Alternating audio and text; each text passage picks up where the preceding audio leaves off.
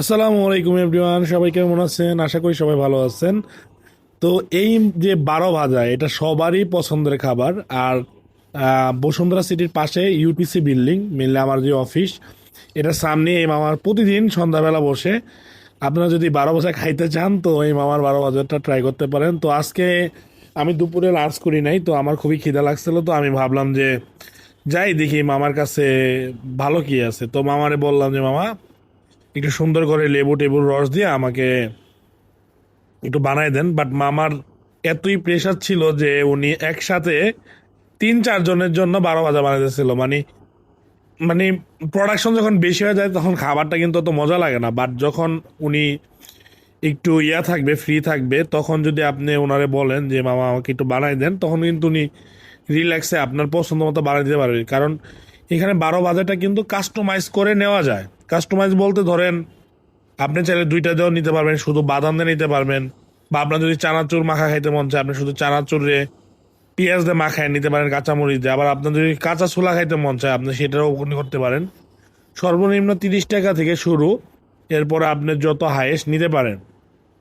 তো মামারে আমি মানে চান্স পাইতেছিলাম না, আমি ভিডিও করতেছিলাম। অনেকে বিরক্ত হইতেছিল যে মানে ভিডিও করতেছে ওনাদের সামনে এসে। তো মামারে আমি বললাম যে মামা, তাহলে আমাকে একটু রিল্যাক্সে একটু আপনি চানাচুর ছাড়া বানাই দেন, কারণ আমার চানাচুরটা খাওয়া যাবে না। আমি একটু মানে চাইতেছিলাম যে ভাজা পোড়া বাদ দিয়ে একটু জাস্ট হেলদি কিছু খাইতে।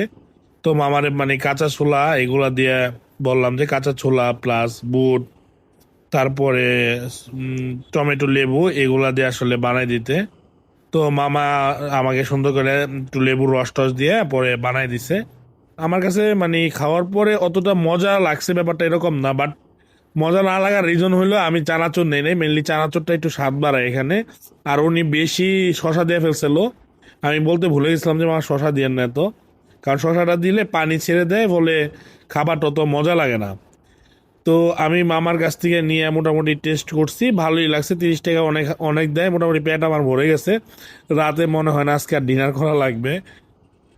আপনারা যারা মানে ট্রাই করতে চান, যদি ঢাকা বসুন্ধরা সিটিতে আসেন, অবশ্যই সন্ধ্যার দিকে মামার এই বারো ভাজাটা ট্রাই করে যাবেন। এক বা এটা বিল্ডিং এর মানে বসুন্ধরা সিটির বিল্ডিং এর যে পাশের বিল্ডিং, ইউটিসি বিল্ডিং, লম্বা করে ব্লু কালার যে বিল্ডিংটা, ওইটার পাশেই।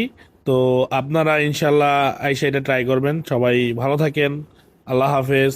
Take care.